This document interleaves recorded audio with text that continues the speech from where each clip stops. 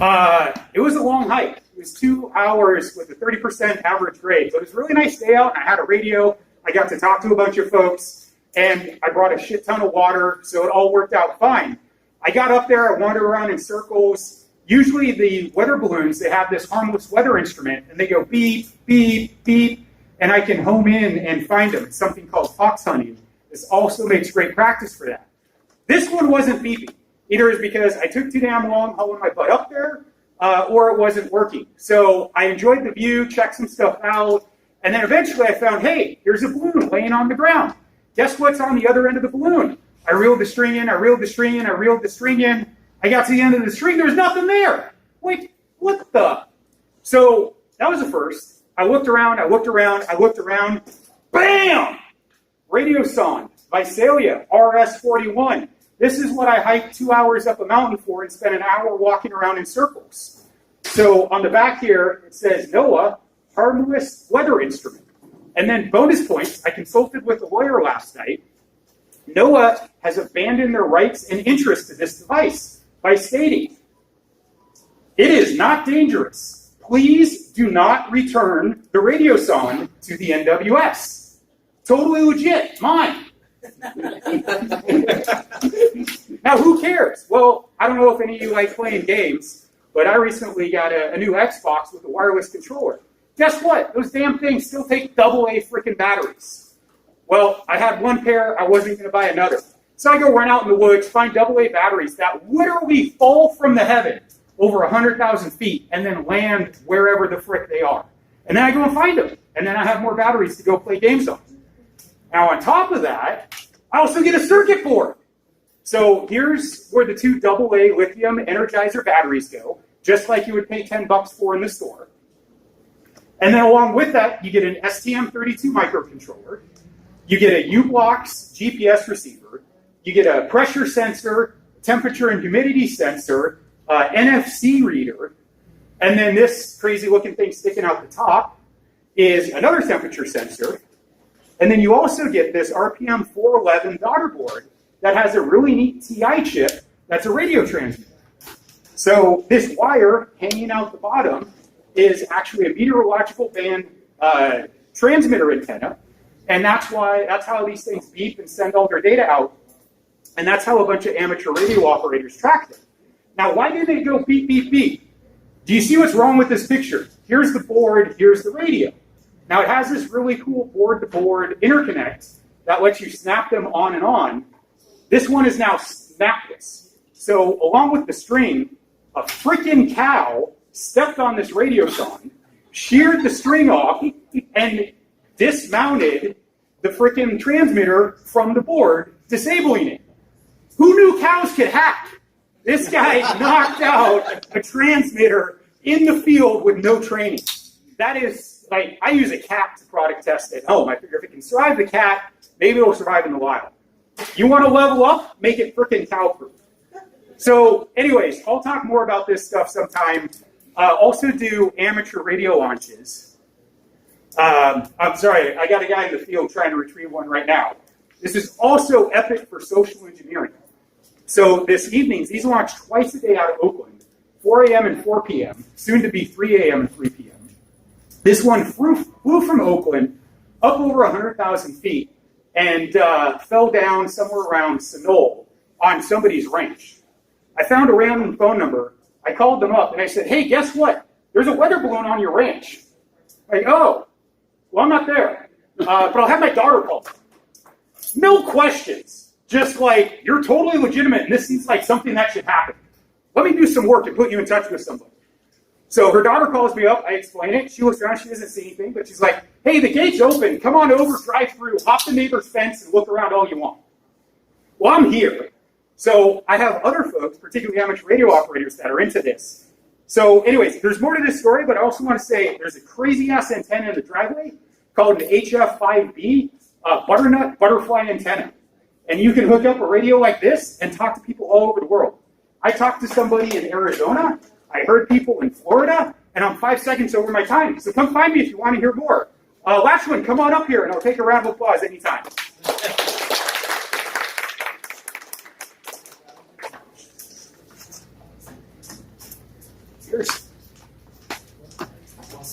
Hi there, my name is Lachlan, and recently I've been learning about VR development, and also spending some time learning about graphics programming.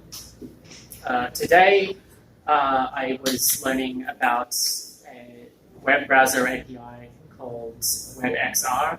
Basically, it lets you create immersive experiences inside a web browser. So if you happen to have an Oculus headset, you use the in-headset browser and visit a website. It can request an immersive VR session, and if you click yes, you're instantly kind of in an immersive environment that the developer is in full control of. So yeah, I've been learning how to do that. It's a pretty new API. It's available in Mozilla and Chrome. And obviously not Safari. But yeah, it's been pretty fun to figure out. And one thing I had to learn today was about quaternions, which are used to handle, to describe rotation of objects in 3D space. Previously, I was using Euler angles, which are a lot easier to think about. But this API requires that you use quaternions. And it's a very fancy sounding word, so now I feel pretty smart. That I know what they are and how to leverage them. So yeah, that's all. Thank you.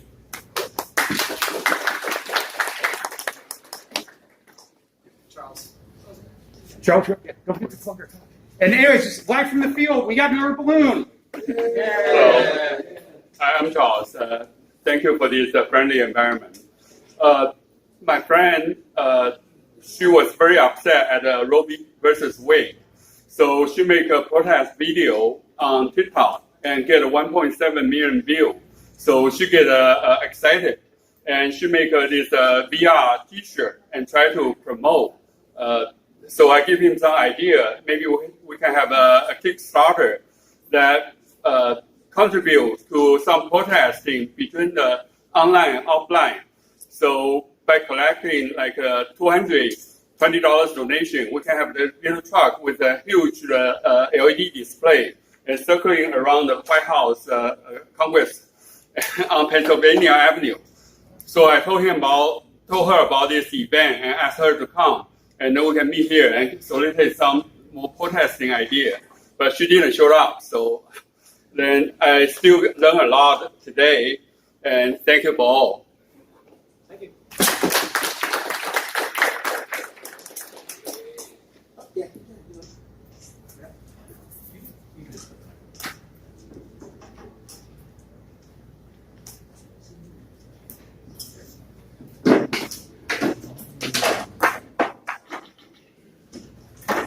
Hello everyone, good evening.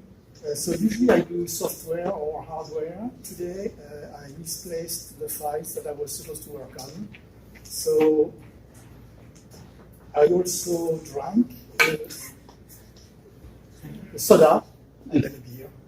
And I always wonder why we waste so much aluminum and so much of the nicely made bottles.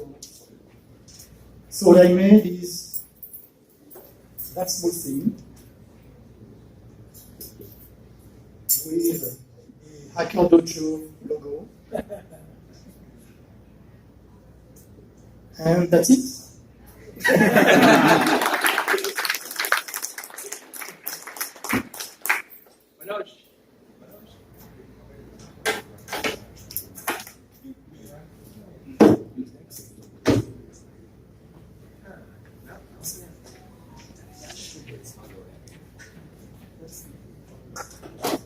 Visionaries?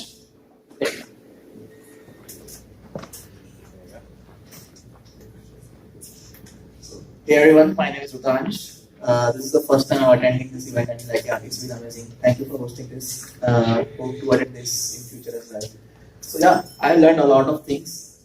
Beginning with I sat here and I just talked with my surroundings, and one guy was working in creating his own programming language, so he just taught me some of the stuff that I was not aware of. Then I am into blockchain space, so I am currently learning the protocols and the code type behind that. So I found Girish and other people who are working on it and got to know a lot about that. Also, I have some like random ideas going into my mind, so kind of try to pitch that and got some feedbacks around that. So yeah, it's been amazing. Thanks.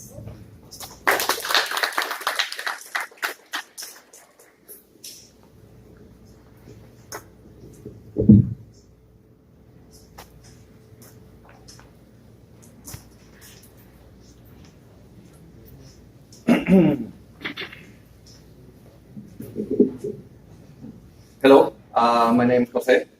I'm a member here at the dojo. I come almost every day, and I work out of the Hive.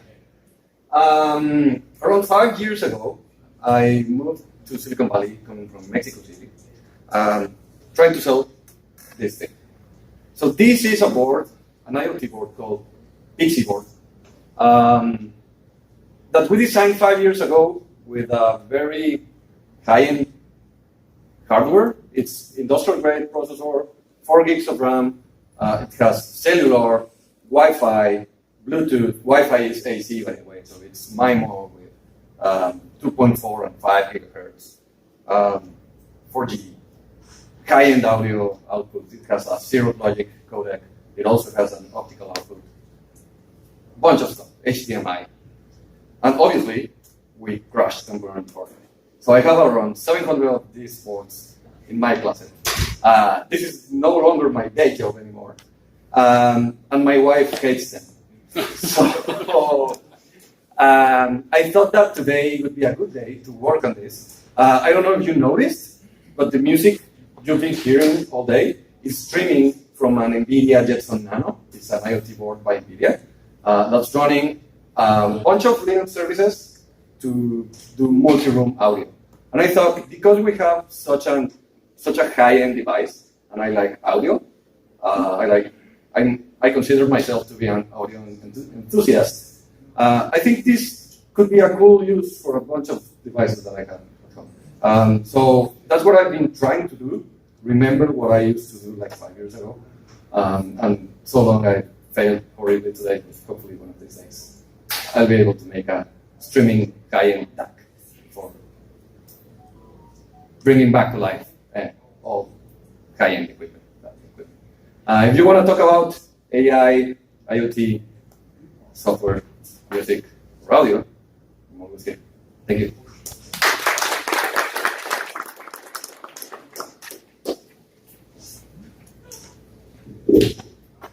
Yeltru? Yeltru? Yeltru? Metro? Am I saying it right? Oh, Metro? No, I think they're not here. Oh, by the way, so Jose will actually be doing Python workshops, helping out. He'll be doing some Python workshops later this month. I think October. In 2 weeks. In 2 weeks, we'll be having a series of Python workshops. Jose will be hosting. So cool. Kathleen? Woo. Yes. No.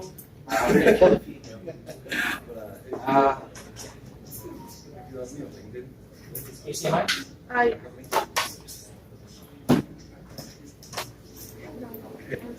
Oh, nice. There you go.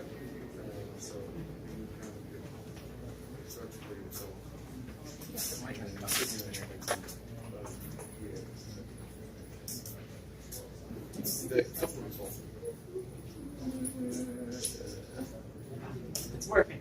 Okay, great.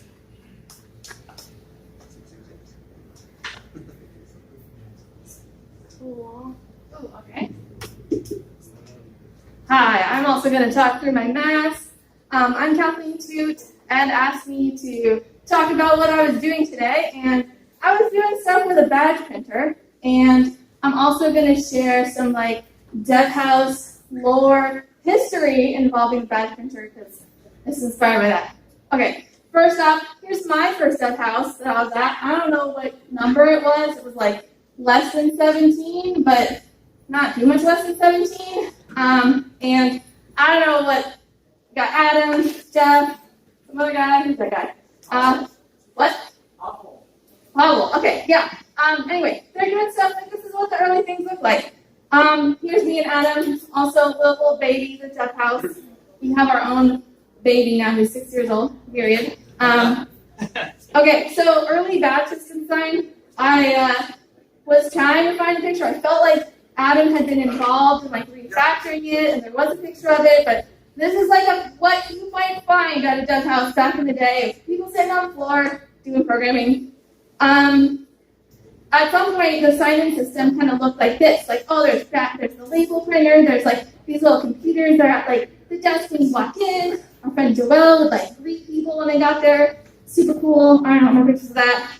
And of course, whoever was hacking this together at DevHouse, you get the like label maker just printing out a bunch of garbage because you like fed it like something. And this will come back later. Used to be a tradition, like at the end of the night, everyone's badges might end up on other people. This is Kate with a bunch of name tags. This is DevHouse 30, which I think is where Hacker Dojo was kind of announced. And then the Hacker Dojo sign-in system originally was like a carrying on of the DevHouse sign-in system. Okay, so that was like early days of the sign-in system, badges, whatever. And on to the next chapter of that. In like 2016, Adam and I were living in Seattle. We were far away from our friends here. We hosted a DevHouse a couple times at our house. And our projects kind of involving that were like, we're going to make our own badge printing system. And so we had the like printing out of the gobbledygook the first time we like tried to print something. We're like, ooh, we just like fed the PNG data directly to the printer, and it did not make a picture, it printed text. We worked on this a couple times, iterated, finally got to a design that worked. And that badge printing system lived happily for a while, but and then today we got here, and it was hard to type and print out a badge. And the iPad and the printer weren't like talking to each other well. And I was like, well, I got this code that I made like 8 years ago, I don't know what time it is anymore. And so we like revived it today, and we like snuck over to the printer and plugged it into the computer, had it print out some things. The mishap this earlier today, we're like, it made a really tiny badge, the tiniest badge I've ever seen. And we like changed the size, and then made a really big badge. It didn't fit on the label, but eventually we got it, and it was on GitHub, and that's it. That's what I've got. Thank you.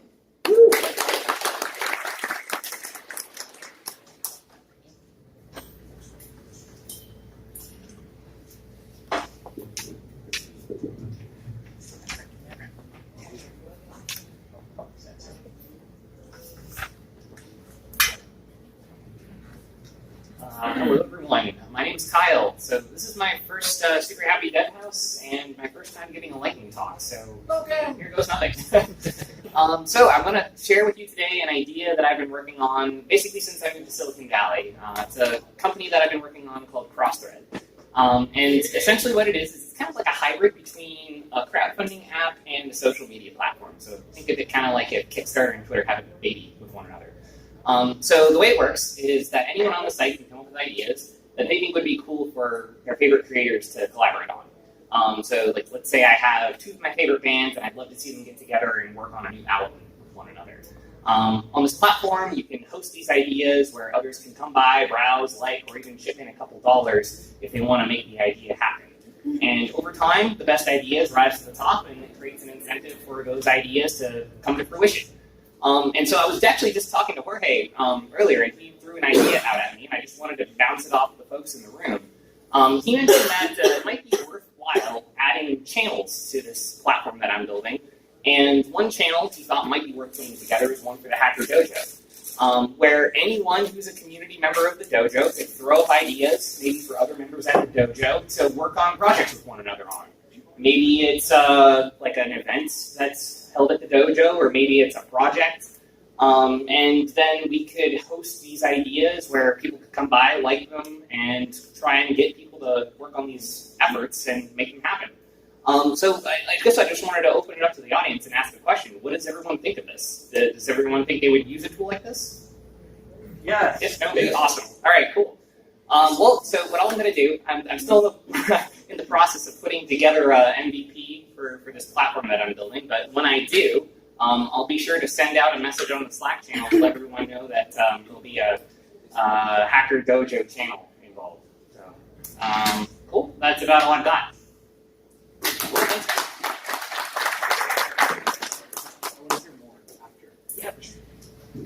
Hi everyone, my name is Ishai.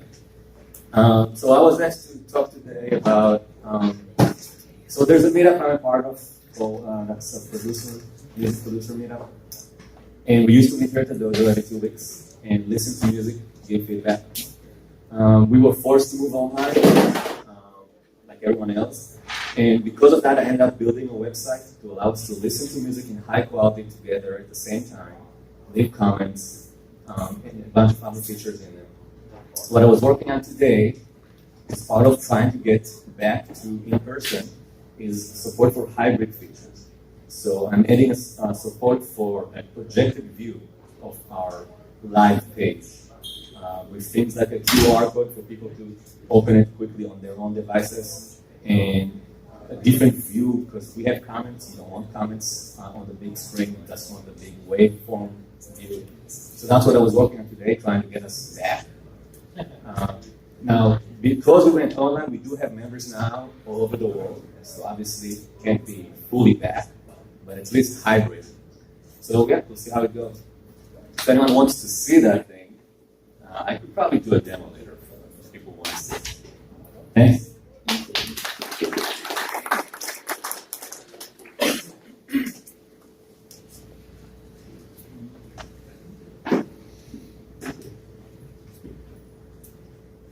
Good evening, everyone. My name is Kevin Berry, and I got here a little bit late because I was grocery shopping and stuff.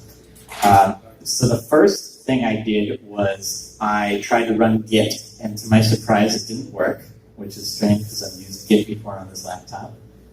So the first thing I did was reinstall Apple command line developer tools, and I don't know why I keep having to reinstall them, but hopefully it'll work now.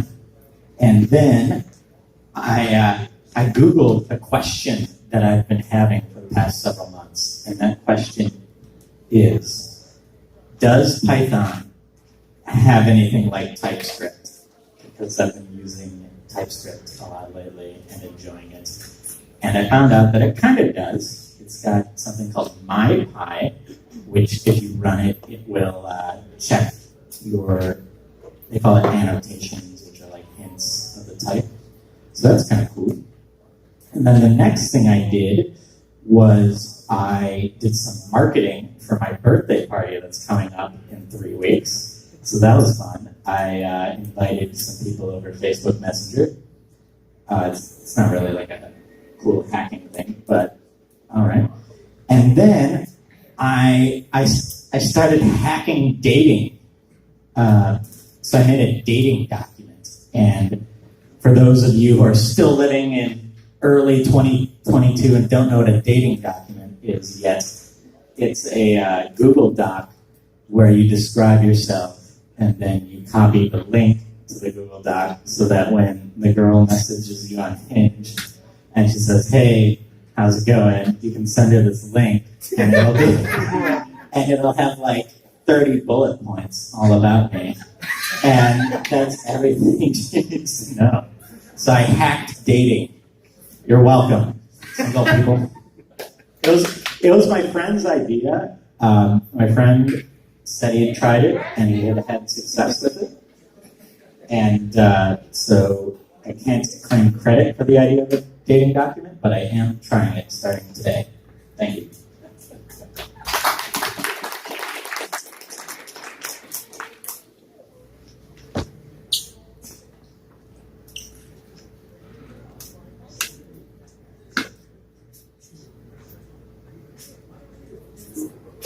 All right. Thank you for having me. It's my very first time here, and it actually is my very first weeks here. I came 2 weeks ago to the US, and I'm still really excited about this speech right here, actually. And today I met two nice guys, Joseph and Narek, and we were developing like a small, it's like a local social network. Well, the idea was that you have a lot of friends, and all these friends have a lot of attributes like their name, their birth dates, and so on. And maybe sometimes you forget the birthdays of your best friends, for 20 years or something. And the idea was that you have like a social network locally on your computer, and you have a lot of information about your friends. Like when you forget them, you can just search for them locally. Well, then what we were thinking about is we could also push them on an online AWS database, and that was basically what we were doing today. So we built an AWS framework or database online and linked them to our local network, and that's what we're basically doing today. And that helps me a lot because I'm an intern with Bosch, and at the Bosch company next week I will develop basically exactly what we did today. So it was like a very good start, and it helped me a lot to get familiar with AWS, which I will meet in not next week. Thank you very much.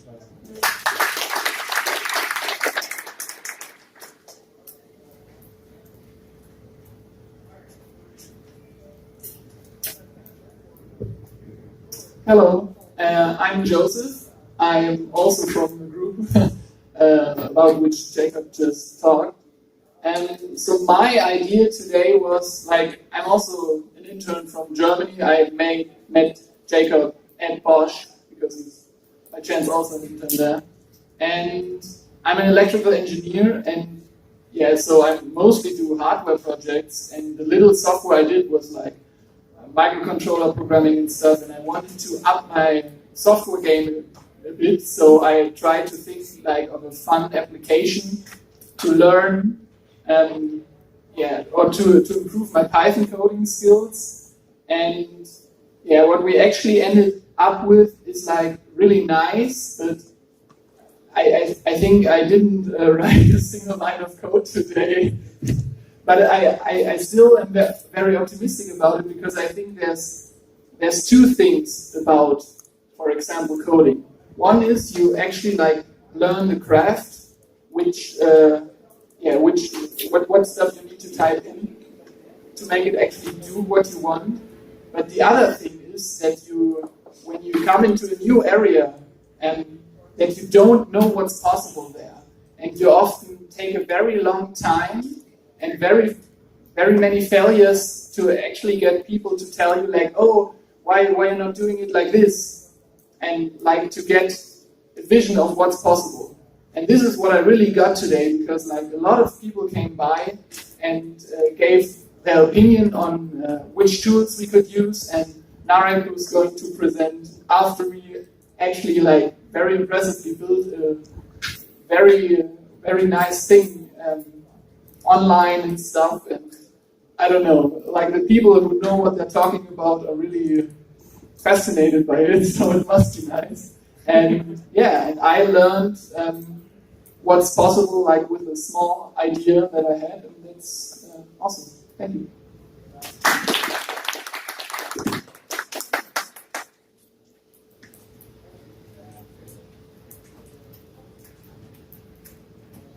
Is there a way for me to attach my laptop to the HDMI? Yeah.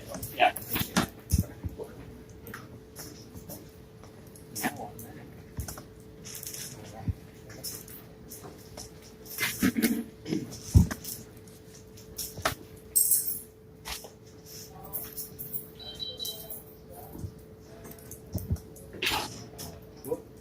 Okay, hello.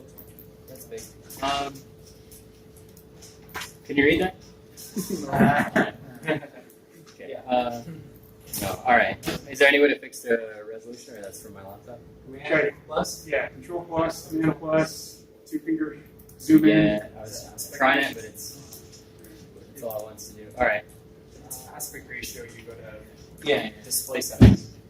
very small. Display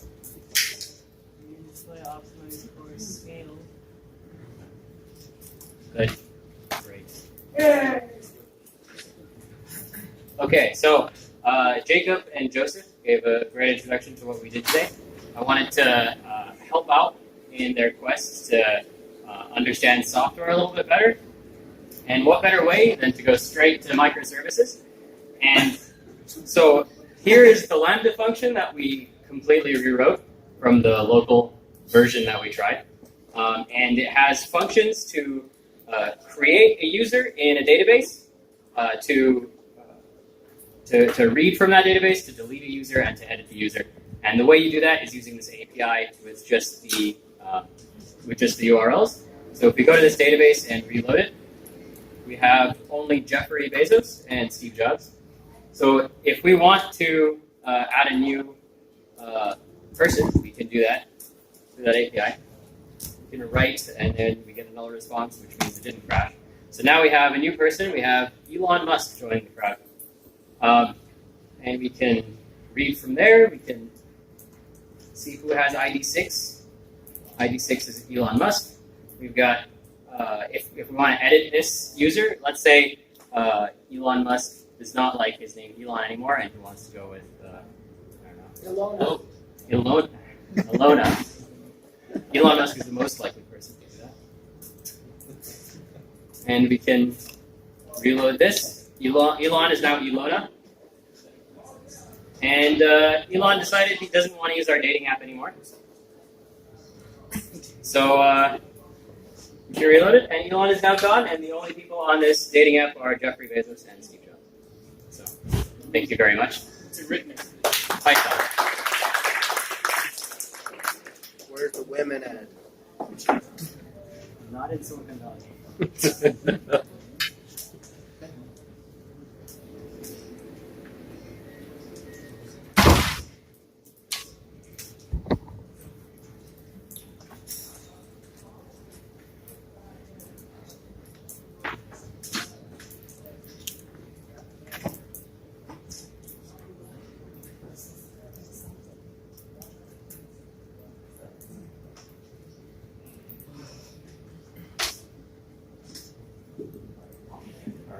So my name is Ben, and I'm going to be talking about Hacktoberfest.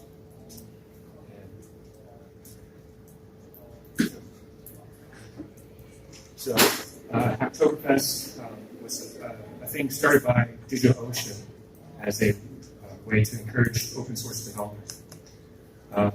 So if you go onto GitHub or GitLab, you'll see that there's these labels on most repos.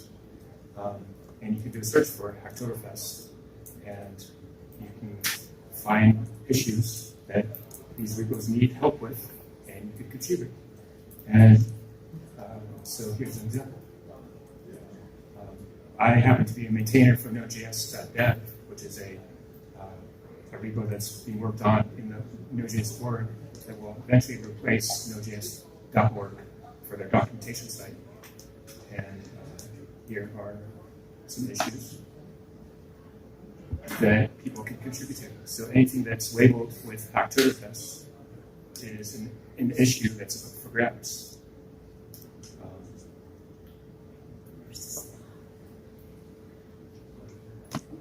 Here's another repo. It's the same.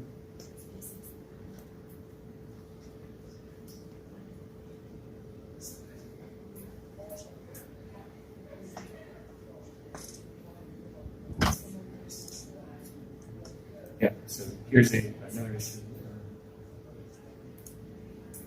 from a different repo. Yeah, so that's about it. The benefit are the why would you want to contribute? Well, everyone that's a developer probably uses these big projects with Node and Axios, all these big things, and maintaining these things are hard. So the month of October, we're looking for people to help. That's it.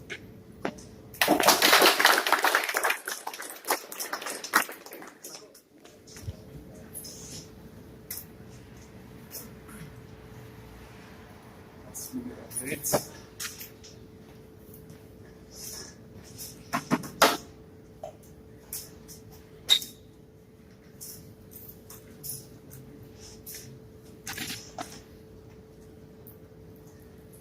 Hello, my name is Sako.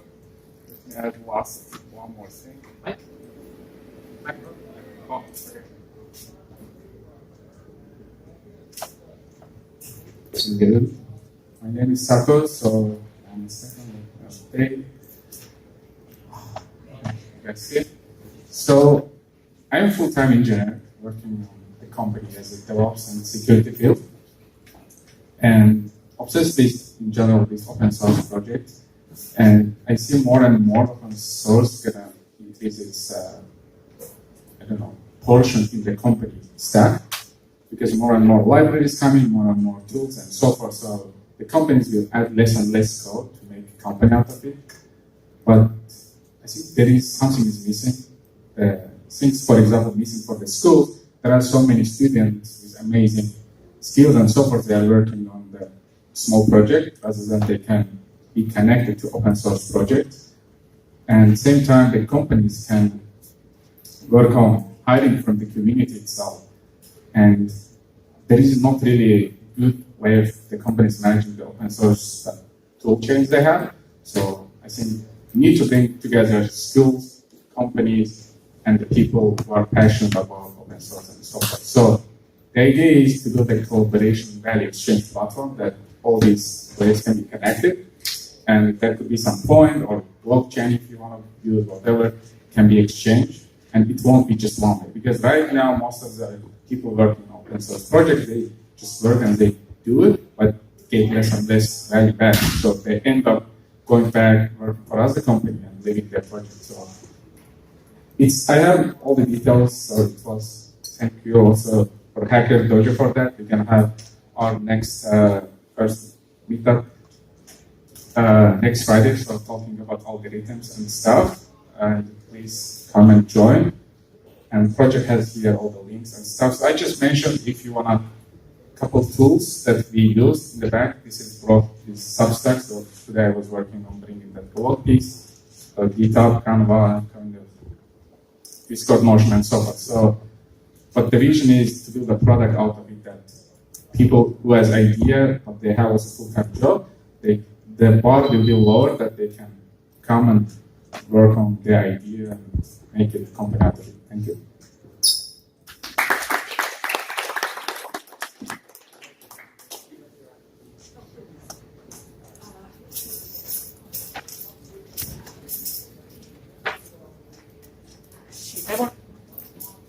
I was hoping to put my put a URL on there. I didn't bring my computer with me. It'll be a little sudden. Put it on the whiteboard or something. I mean, I was, yeah. We'll talk in and we'll get the URL. Yeah. We'll put it on the Discord channel.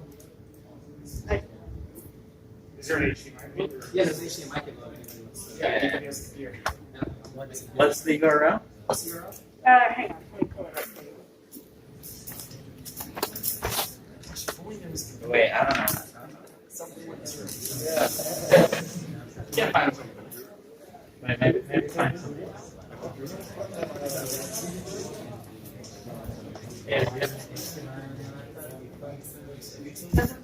Does the person after me want to try to go for a phone service out?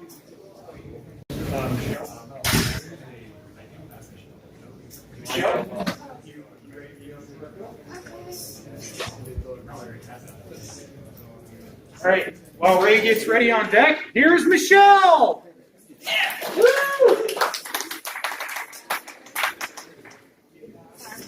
There you go. I got you. Sorry, I'm kind of short. Hi, my name's Michelle. I was at not fine, but so I'm an architecture student at Cal Poly's Flow. I just needed a laser cutter, and I searched up one in Silicon Valley because I'm from here. And I drove 3 hours to have the laser cutter for my project because I have a show on Monday. And this is the only place that showed up. And this is my first time at a hackathon. So this is really interesting meeting all of you. And like everyone's really nice, especially Ed, Tiana, and Emma, and then my fellow Mustang. I don't know where he went, but thank you for showing me around, letting you use all your resources. But yeah, I'm just here with the laser cutting. It's really interesting to hear about all the development that's going on. It's our first time around this many like CS people. I'm usually around like architecture people, like talking about buildings, not like computers. So this is really cool. Thank you.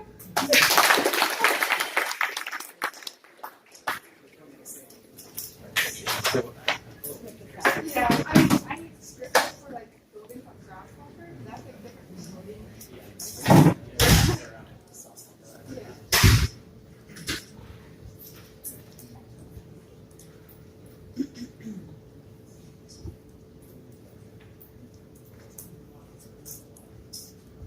Maybe a little larger. Okay. Now I've got to figure out what's going on here.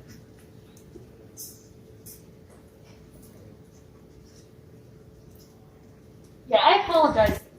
It's just this is something that's probably a lot easier to show you than to try to describe it to you. Back in the 80s, a friend of a friend developed this base 36 system for writing down dates, and called it rig date. So,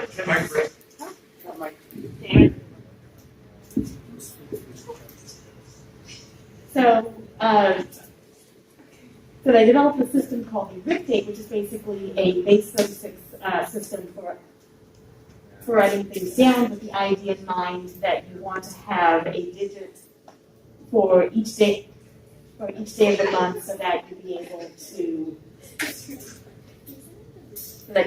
to write down the date very quickly with just 3 characters rather than having to write down a bunch of numbers and then figuring out, okay, is it month, day, year? Is it year, day, month? Just what sort of system this house is described. And there are, so the demo, if I can ever get it to actually show up, is just a simple web app that goes before this, and in order to be able to just quickly, look this up, just because, if it's not, as you can imagine, if it's the first 10 days of the month, you can pretty much tell what that's supposed to be. As you get later and later into the month, it gets a little more difficult. You can remember some stuff relatively easily. Good Lord, it just won't be this difficult to hook up an HDMI on a computer to make a website show. You know why Show up? this guy's playing?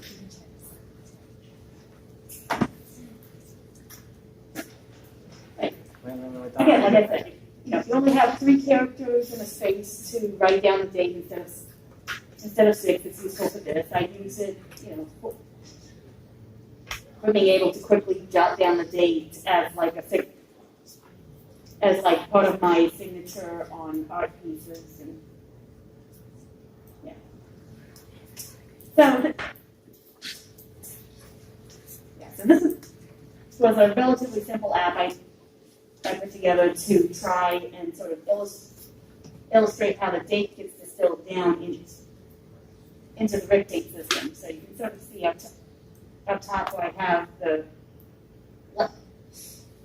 numbers in blue going, 22, 10, 8, October 8, and that turns into the rig date system, which is basically the last digit of the year, the month, and the day on there. The parts that come after it, it's just me trying to, add in sort of a clock-like element and going a little bit further into, if you end up watching the site long enough, it will, go past 36, and then that just goes into lowercase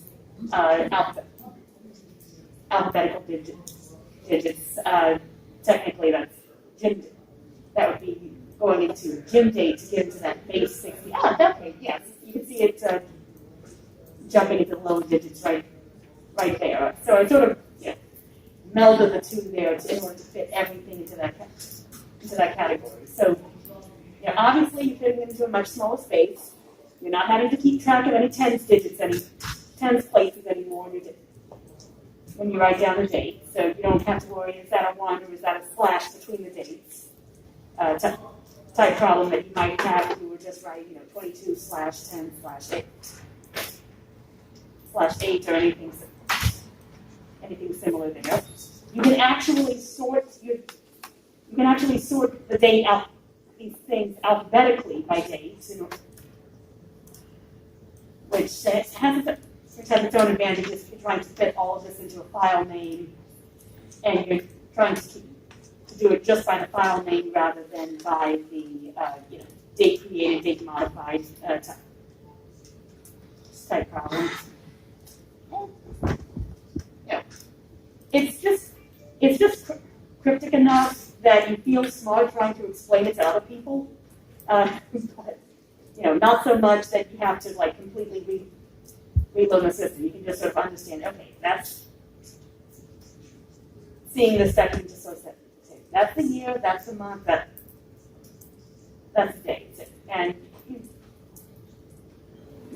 a little, you can pick this up relatively easily, except for keeping track of what the day of the month is, which is again why I have the app there to figure parts of this out for me when I don't feel like trying to just do that particular bit of math manually. It's just easier. Yeah. Sorry about the technical difficulties earlier.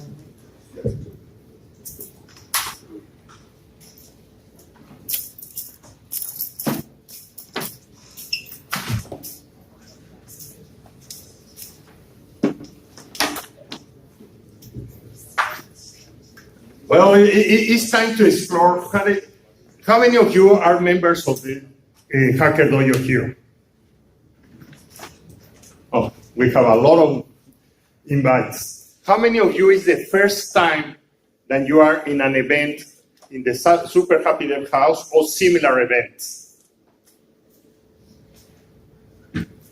One of the things is amazing when you are here in Silicon Valley and you have the experience to be living this like a normal way. For us, for a lot of people, I have been living here in the Silicon Valley for 18 years. Being in the Hacker Dojo appears to be part of the day-to-day activity. But can you imagine how it is in locations that never heard about Hacker Dojo, about Super Happy DevHouse?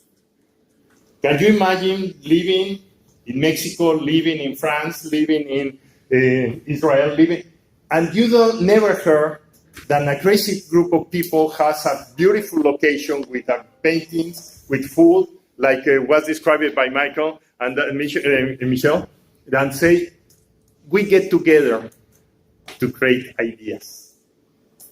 And one of the things, in a lot of these places, ideas never happen. Here is one of the things that ideas happen completely all the time. And today we did an experiment that, thanks Ed for all the effort that you put it here. This event was running today in 4 other locations. Was done in Mexico City in 2 locations, was done in Chihuahua, that is a small town in north of Mexico, and was done in Bogota. And our idea, our goal was how we can share this experience and this knowledge to people in other places. In Mexico, we did that. Google Corporation lent us their facilities. We have 50 people. In Platzi, that was a second location in Mexico City, we have 45 people. In Chihuahua, that is a small town, we got 80 people. And in Bogota, we have not yet get the reports of that, how many people were there. But that's amazing, how we can share this experience to other locations. And one of the dreams that we have today is, can we do these things in 10, in 20, in 50 locations simultaneously and having the capability to use Zoom or any conference tools to each one of you meet one person in another location. Hacker Dojo has been a complete way of changing your life for a lot of people. Super Happy DevHouse was done, the edition number 10 in Mexico City in 2010, was something like that. And 12 people from Hacker Dojo flew to Mexico and participate in the same event of Super Happy DevHouse in Mexico City. All them sleep in my house in Mexico City. All them has their sleeping bag. They sleep in the floor in the living room. And then, after they being in the Hacker Dojo, what happened? Saying, David Weekly that is here, saying, it's nice to be there, but if we flew to Mexico City just for the Hacker Dojo of the Super Happy DevHouse, can we take advantage that we already paid the tickets? We already have a place to stay. And they organized the expedition. They went to Teotihuacan for one day. They went to Tajín, that is another archaeological area. And then they take to the rapids, a location where they were enjoying riding in the river. This relationship of 12 people here changed the minds of a lot of the 150 participants that were that day in the Super Happy DevHouse. And one question is, we tried today, was a not very easy exercise. Why? Because for people like the ones that are here, that are used to organize these events, was an easy job. Not so easy, but it's an easy job. For people that they do that for the first time, it's a tremendous effort.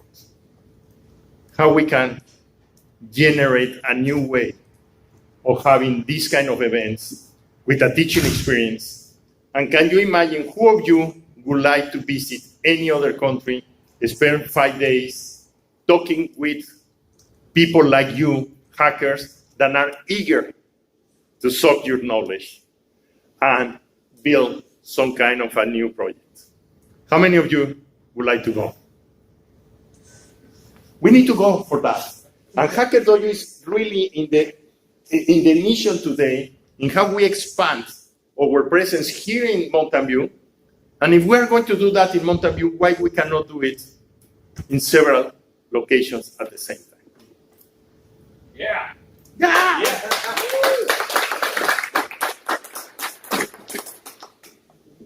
What's the location? You choose it. Where you from? Where you like to go? Are you going to host Hacker Beach? Yeah, we can do that. We can do that in Puerto Vallarta if you like it.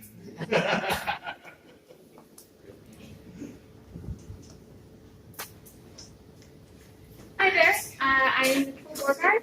I am one of the, I guess, I'm currently the only laser instructor here. Ed is setting up a quick slideshow, so just a moment.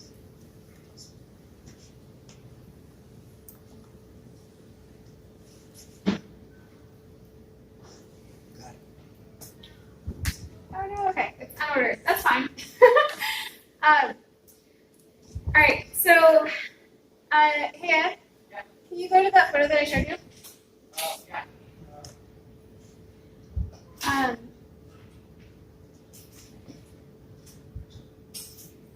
right. So, does anyone recognize this room?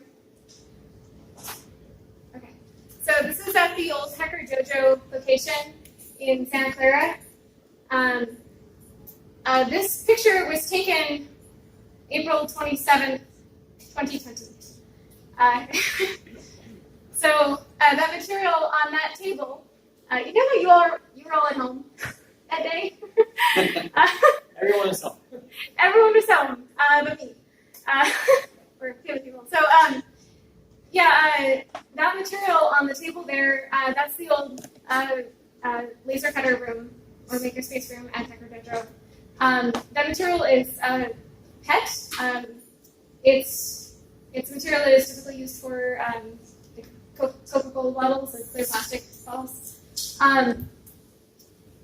In the beginning of the pandemic, we had a pretty serious supply shortage of PPE, and medical providers could not get enough of really basic things like face shields.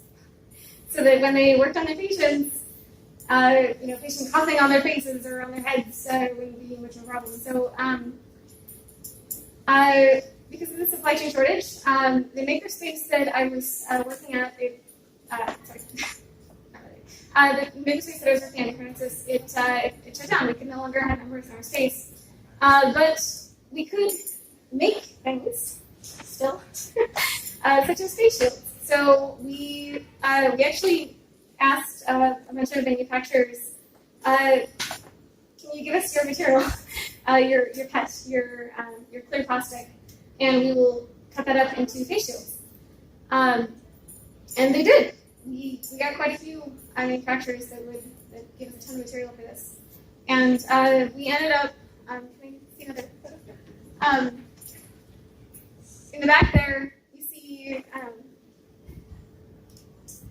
it's kind of a weird shape it's cut out. It's not going anywhere. Yeah, the next one. Here we go. One more. Okay, so that's a face shield right there. So, can you be ready to get one with the dome? Thank you. All right. So that's each stack there rotated. That's 100 face shields. We ended up making 800 face shields per day on the Hacker Dojo laser. So we lined up the PET and we cut it, and that's why if you go into that laser, you see the imprint of us making 800 face shields every day for months on the Hacker Dojo laser. You can see it building there. Yeah, so we started out pretty small. We were also making ear savers. So if you had ear masks that were bothering your ears, that could kind of strap around the back of your neck. More face shields. Yeah, keep going. Keep going. At some point, Hacker Dojo actually allowed us, Maker Nexus, to just borrow their laser. So we moved the whole thing. And this is Eric, our executive director at Maker Nexus, just being epic and loading it up. And I don't know. So actually, this is a surprise for Ed. I don't think that he has seen this picture. No. Yeah. So this was.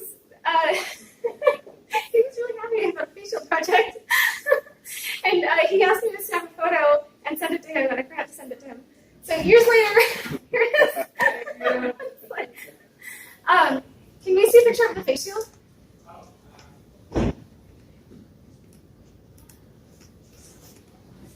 It's up. It's up. It's right here. Yeah. Okay, so so if you look at the design, it's kind of a weird one. It's like the box shape on the bottom, and all these like fingers on top, right? Those fingers, actually, if you turn this way, they fold down into a dome. And we were working with the Silicon Valley Medical Health Center, and the doctors requested specifically a dome so that when patients cough on them. Yeah, so you can see the dome folded down, and me wearing a face shield. At that time, face shields were like still really rare, right? It's hard to find them. And so, taking that picture in the top left, I had actually some people like pretty upset with me for having that picture, like wearing a face shield, effectively ruining it, right? But the thing is, if you want medical providers to be wearing their PPE, you want it to be comfortable. So, testing the product as you're making it is part of prototyping. So, can you go to the one? I only have a couple more to show you. Can you see the 3D printed face cam? headbands?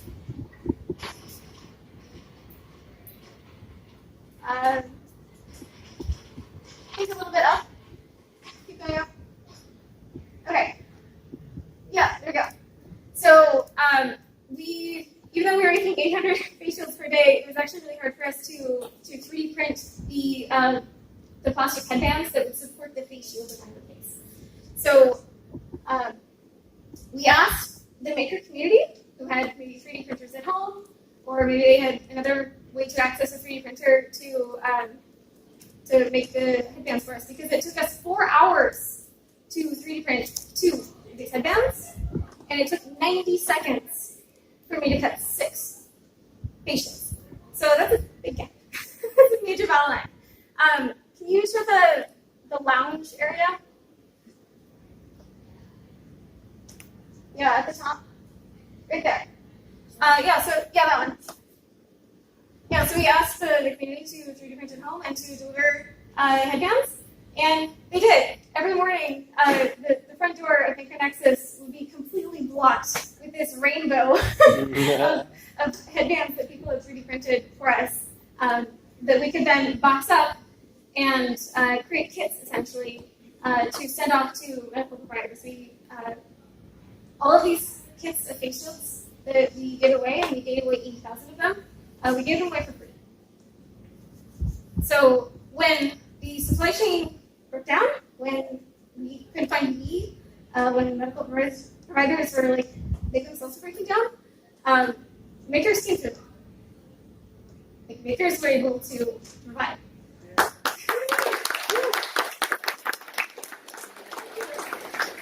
It's kind of a rough time. But what I really want to point out, though, is that when we needed it, Hacker Dojo gave us access to their laser cutter. They gave us access when we didn't really have any other option. And thank you, Ed. Yeah. That was amazing. So mind you, just to give you a snapshot of what was happening, some backstory, we had to close down. We were negotiating out of our lease. We had another year on the lease.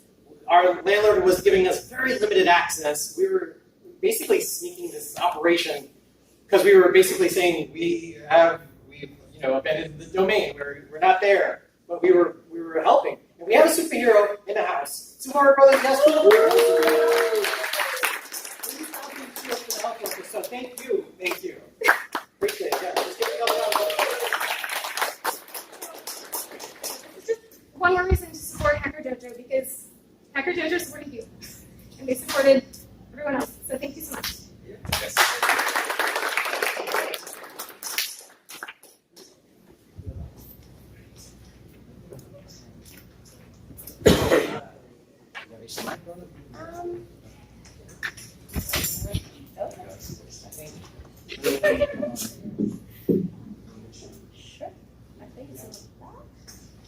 Oh, sorry, can we say one more thing? If you would like to learn how to use the laser cutter, come to me.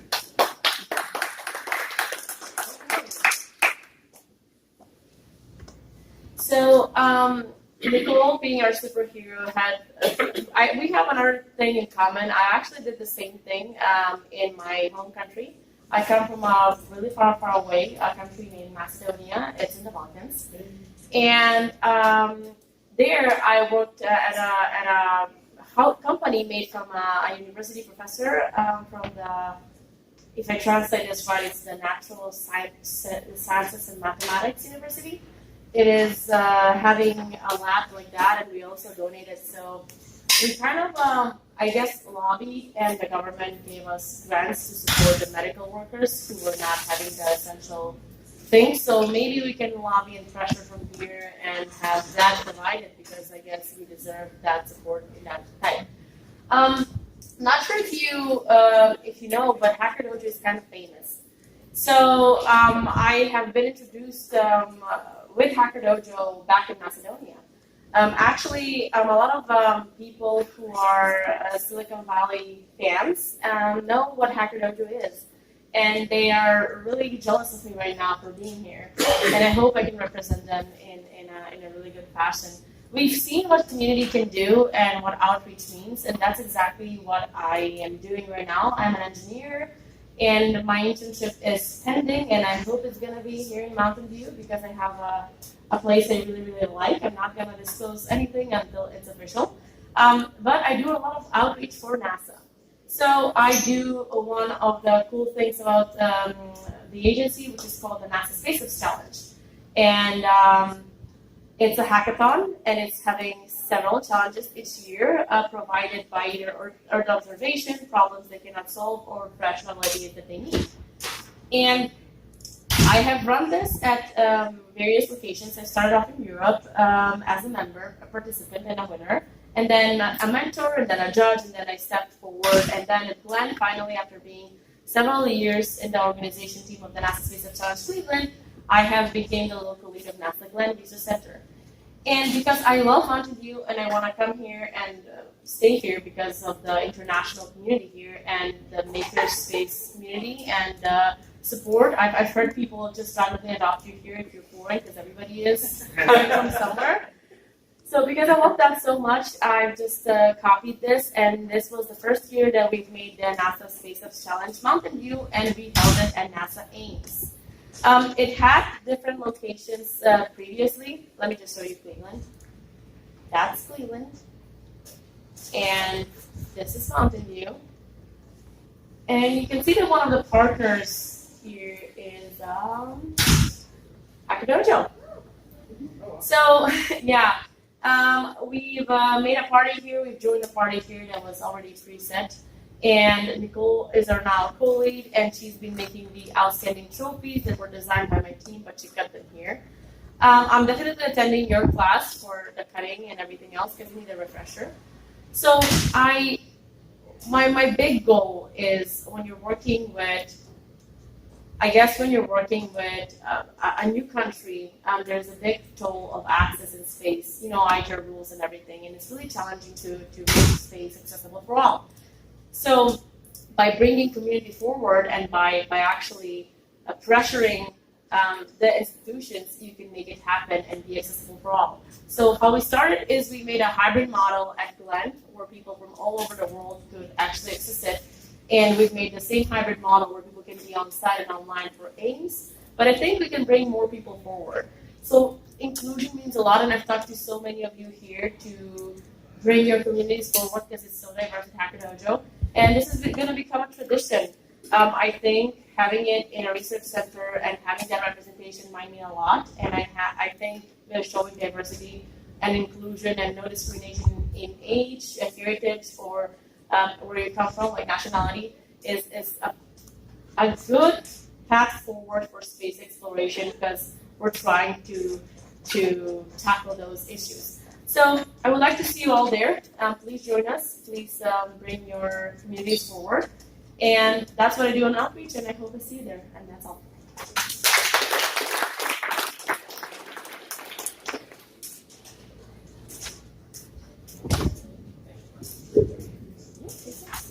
Okay, so we're squeezing in one 30-second pitch by Jim.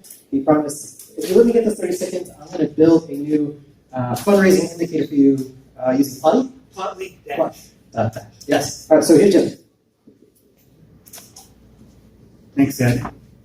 This is a 6-page petition to the Federal Communications Commission that will allow you to get high bandwidth audio when you call somebody on a different cell phone carrier's network, which even after they phased out 3G in February, you cannot do.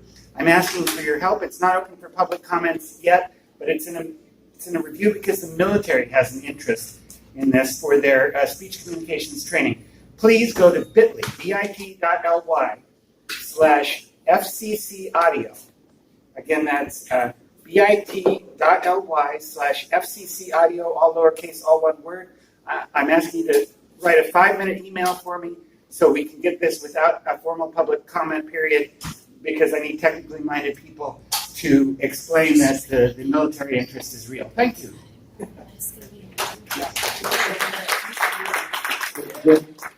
All right, how's everybody doing? Woo!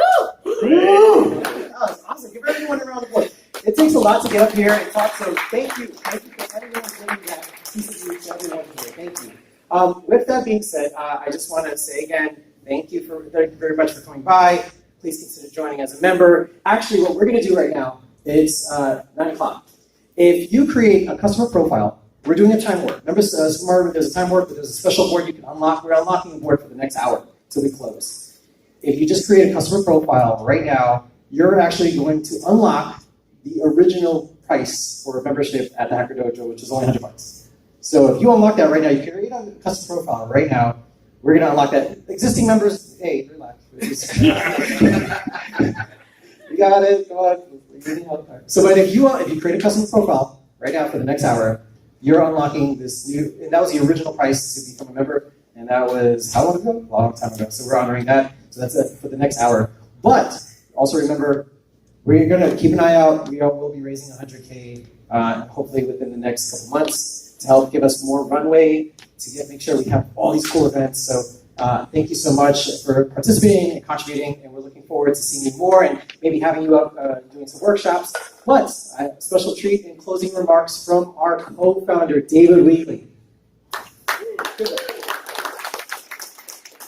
folks, thank you so much for coming tonight. And the person who's really deserving of applause is Ed, who put together tonight's event. So thank you, Ed. DevHouse has been running now for a decade and a half, but I think this was the first time that we actually did a contemporaneous DevHouse across multiple countries. So that's a 3-country DevHouse, providing we hear back from Bogota. Pretty amazing how something that started in a room with about a dozen people ended up metastasizing to cover the continents. It's pretty cool. So anyhow, thank you all for coming here, for being a part of Silicon Valley culture of building because you can't help but build, and nerding out and sharing cool tech tips with each other. And just this is the stuff that makes Silicon Valley Silicon Valley. And it's wonderful to see you all here. So thank you so much for coming tonight.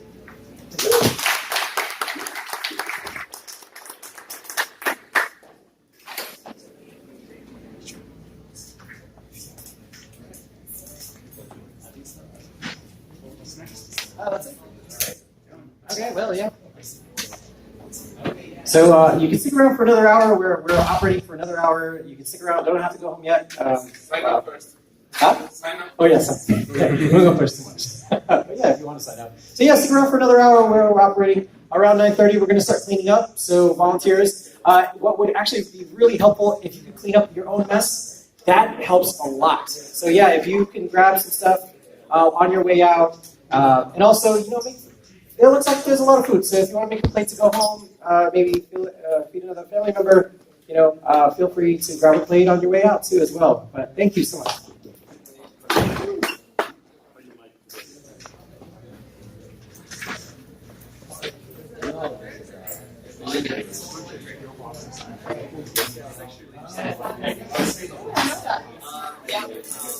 I got into lizard speak when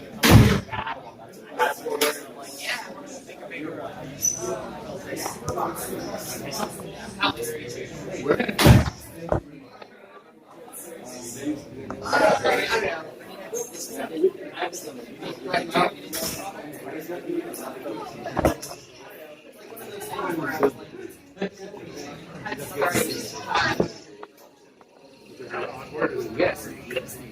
Nice.